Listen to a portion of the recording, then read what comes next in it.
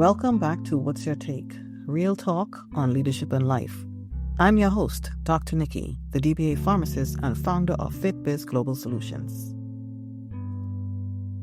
This is part 2 of our conversation on colorism, perception, and the leadership pipeline. In part 1, we explored how perception and colorism can influence leadership advancement and how those dynamics can shape professional experiences in ways that aren't always immediately visible. We also started to touch on the importance of mentorship, visibility, and support. So I want to continue right here. Zanda, from a leadership standpoint, what can leaders do to ensure that talented individuals are not overlooked because of perception or bias? Transparency.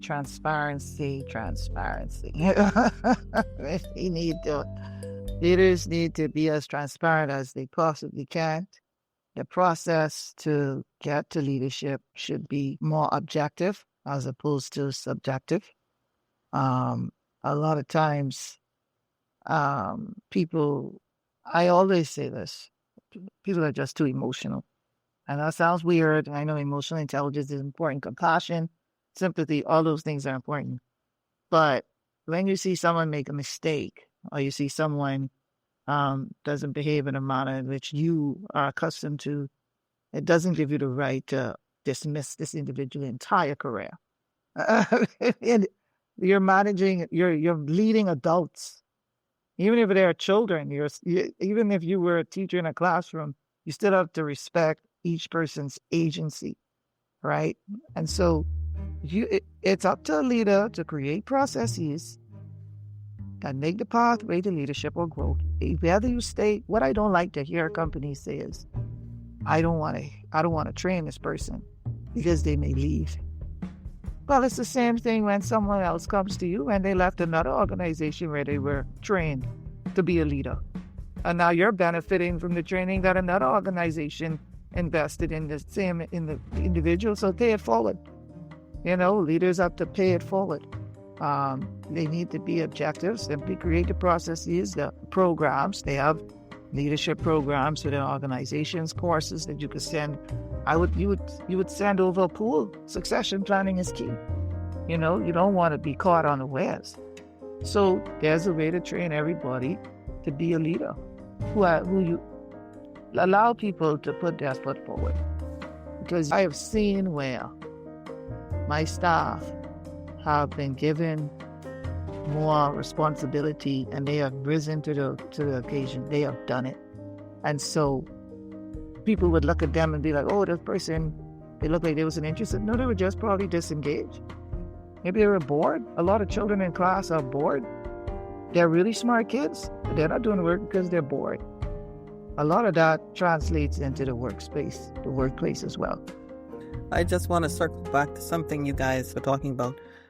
Also with the mentorship and the sponsorship aspect of it, and bring it back down to colorism perception. I'm going to ask you guys a question. Do you think that when it comes to sponsorship and mentorship, do you feel in your own personal experience or through observation, have you seen where that actually played a part in who got mentorship and sponsorship? That's the extra question I threw on there for you guys. See, answer that one. I guess. I mean, some jobs, according to which spaces you're in, some things, it could be the external forces that influence how things go in an organization. Internally, I've seen in previous workplaces especially,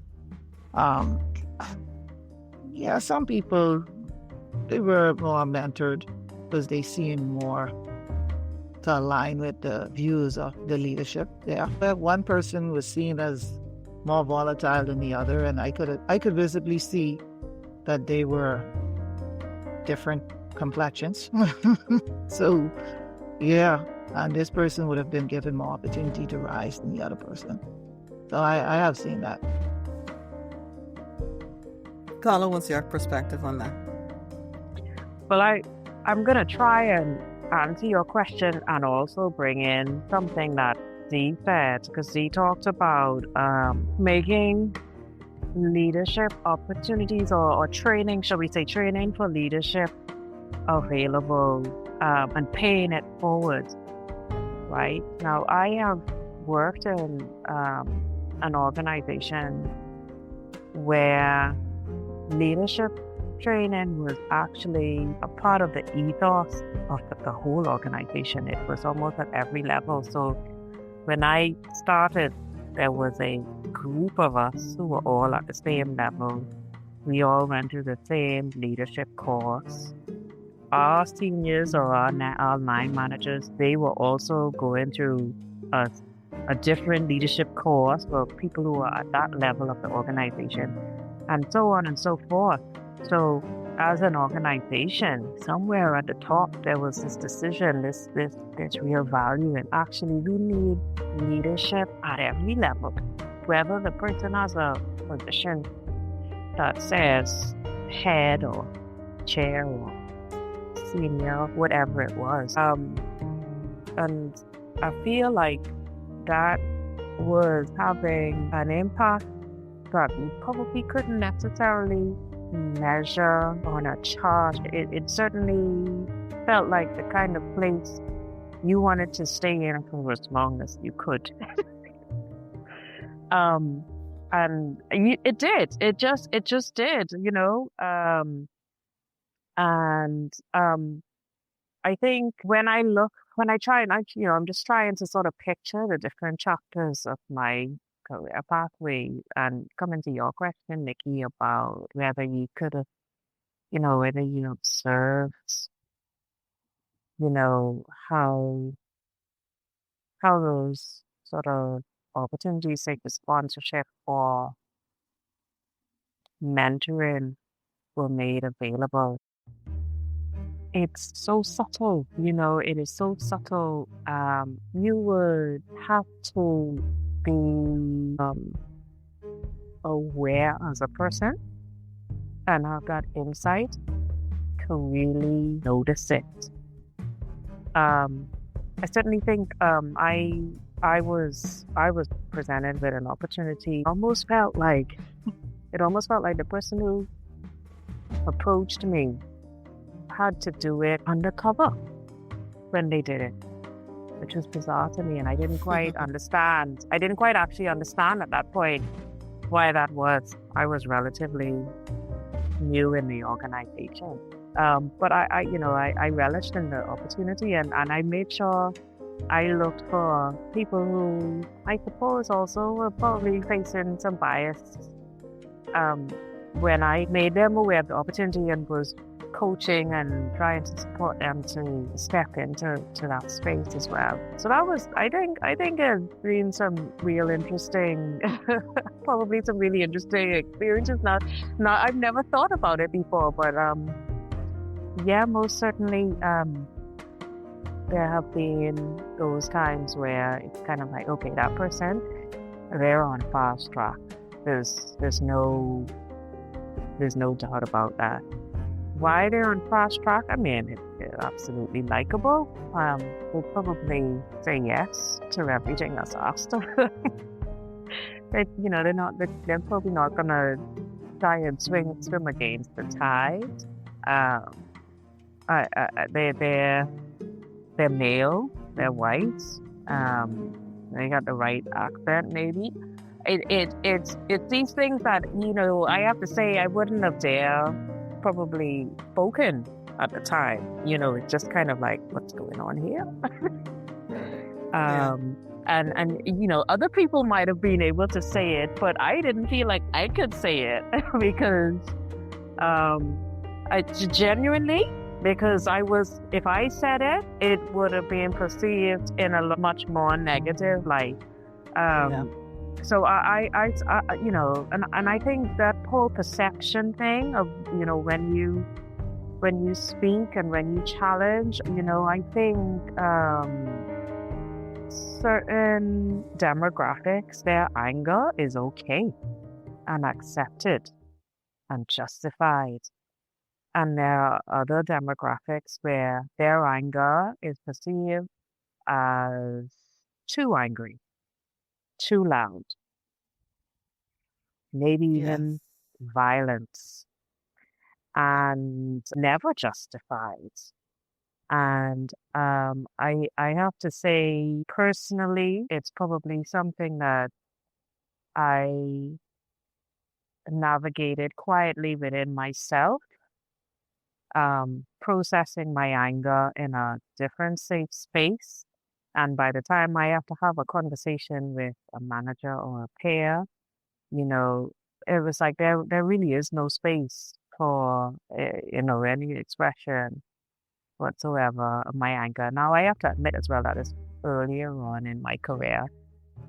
And I think I feel a lot more confident now to be able to really, to just say it. That really makes me angry for X, Y, and Z reason.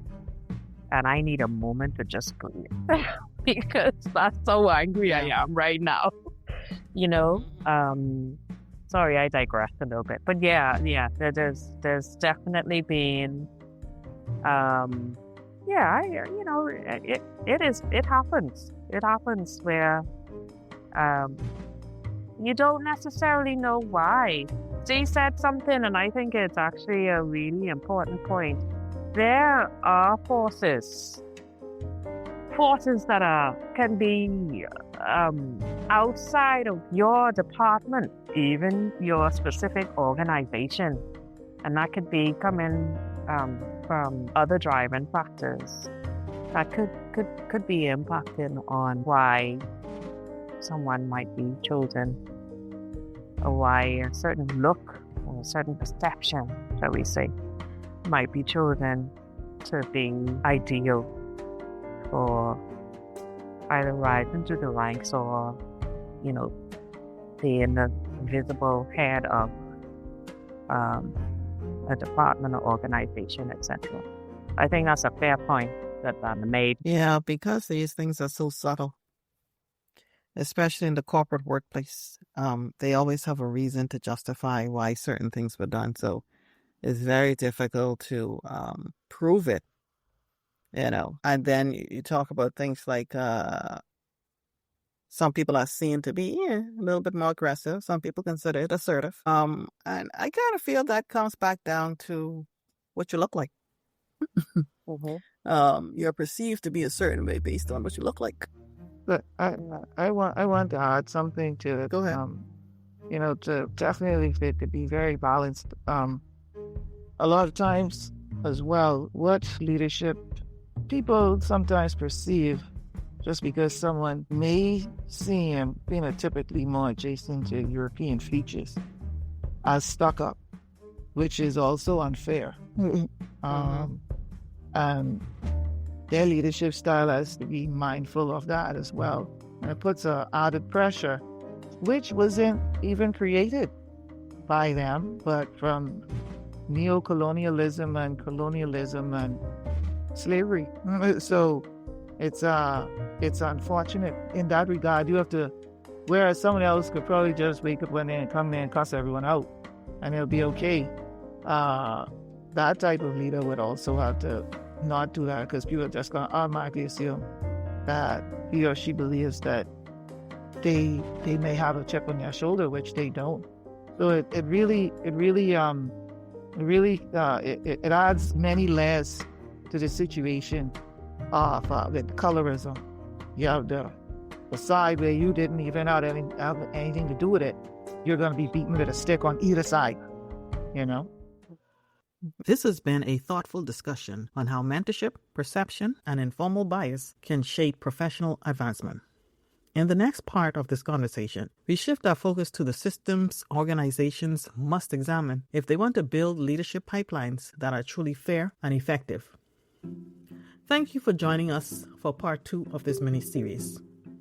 If this episode resonated with you, I invite you to follow or subscribe wherever you listen. Share the podcast with someone navigating growth in their own leadership journey. Stay connected at fitbizsolutions.com. Until next time, lead with intention, Keep honoring your process and always ask, what's your take?